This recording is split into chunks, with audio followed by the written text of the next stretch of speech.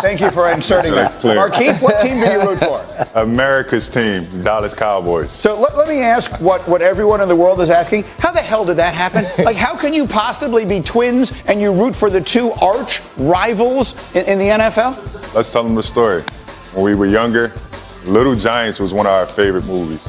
And once he seen that star, he was done. It was just something that he took to, and I couldn't understand it. The 90s. Dallas was America's team. You turn on TV, all you see was a big star. They're from Philly. How can I not like the Cowboys? Right. So will you guys go to the opener together, or will you watch it together when they open the season? First game? For a fact, we'd be there. For a fact. Yeah. Okay. No question. Then let's get to it. Markeith, you have a Cowboys-related question for Shefty. For sure. First, I want to say I appreciate being up here with you, Shefty. I've been watching you for a lot of years. Me and bro love your shows.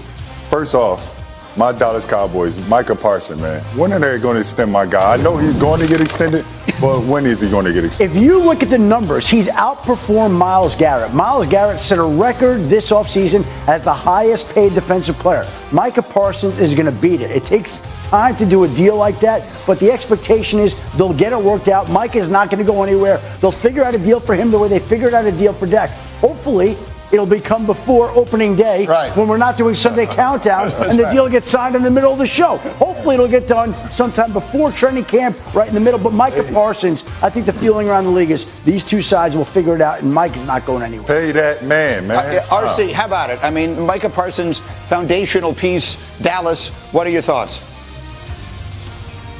I mean, Micah Parsons fell into the Dallas Cowboys' laps, right? If we knew he would be this good, he would have been a top 3 pick. But you heard early in the offseason that Jerry Jones said he didn't care about Micah Parsons' agent. Well, Micah Parsons' agent is David Mulligetta. And David Mulligetta told me something one time that I will never forget. He said, I will not take $9 on 10. So he is not only going to break Myles Garrett's record, I believe he will obliterate it, and he deserves to. If the Dallas Cowboys do the right thing, they make this work in the way that it's supposed to for the team and the player, now they can continue to build around this linchpin piece on the defensive side of the ball. And the humorous part about this, of course, is Jerry Jones coming out saying he doesn't even know who Micah Parsons' agent is. Well, Micah Parsons' agent also happens to represent another Cowboy headed into the last year of his deal, George Pickens. So now Jerry Jones has plenty of opportunities to get to know Micah Parsons' agent. Yeah, he and David are going to spend a lot of time together. They're going to become very close. Okay, quickly, Marcus, you have a question. Go.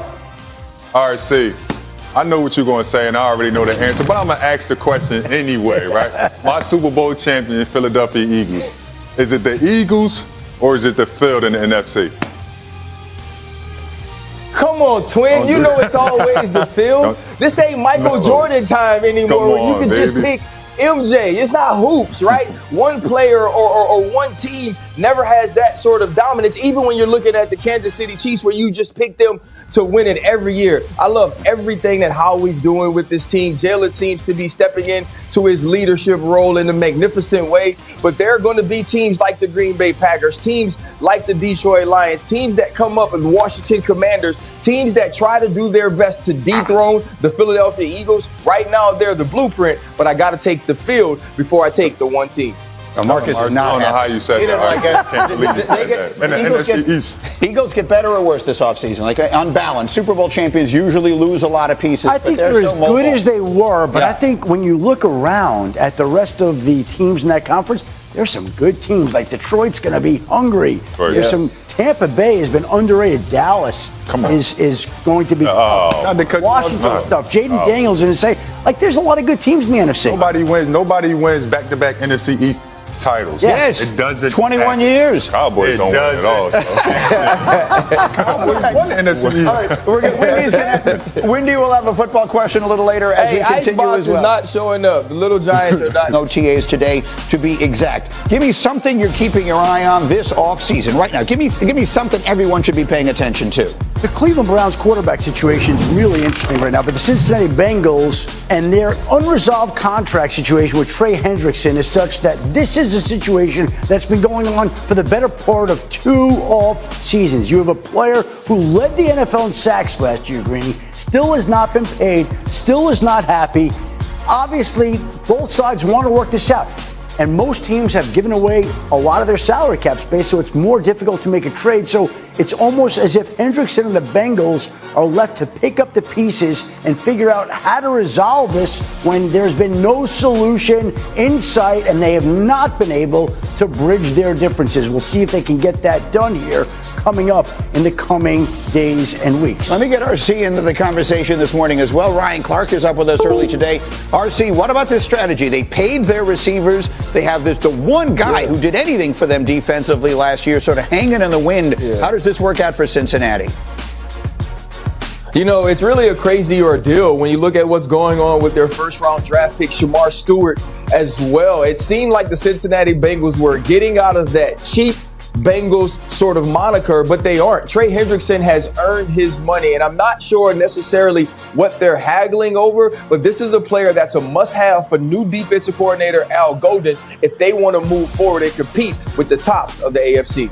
Give me another one, Schefter, you got your eye on. How about something involving Jalen Ramsey? Yeah, the Miami Dolphins have been looking and open to dealing Jalen Ramsey, and there has been interest in him across the league. I think probably more than people realized, and it certainly sounds like in the next couple of weeks, the Dolphins will be able to find a trade partner for Jalen Ramsey, and he will be moving on yet again. Started in Jacksonville, went to the Rams, went to the Dolphins. He's about to find his fourth new team here in the coming weeks. And then let me skip forward to the last one here in the interest of time, because I'm dying to hear what you have to tell me about the situation in Cleveland. Well, Greeny, this is going to be the most interesting storyline all summer long, and they're in OTAs right now, so you know that that's going to be very interesting. We've got the two veterans in Joe Flacco and Kenny Pickett. We've got the two rookies in Dylan Gabriel and Shedeur Sanders. And, of course, Deshaun Watson's been off to the side throwing, coming off another torn Achilles, 2 surgeries. He doesn't figure in the picture, but Dylan Gabriel and Shedeur Sanders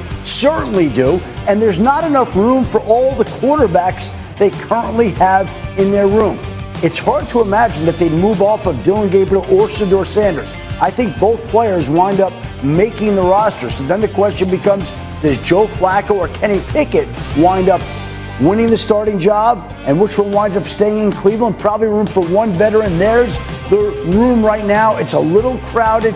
Deshaun Watson, I would think, would be an IR candidate with the 2 Achilles injuries, the 2 surgeries, and the other quarterbacks would be left to vie for the Browns starting quarterback job. You'll be talking about this all summer. RC, to me, this is going to be the story of the summer and into the season. Do you believe we will see Shedeur Sanders start for the Cleveland Browns sometime next season?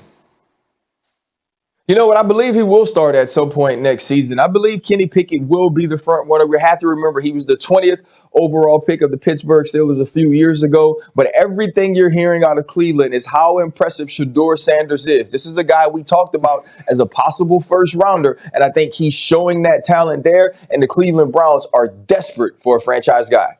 All right, I have to get back to this. Let me take a quick break on that thought.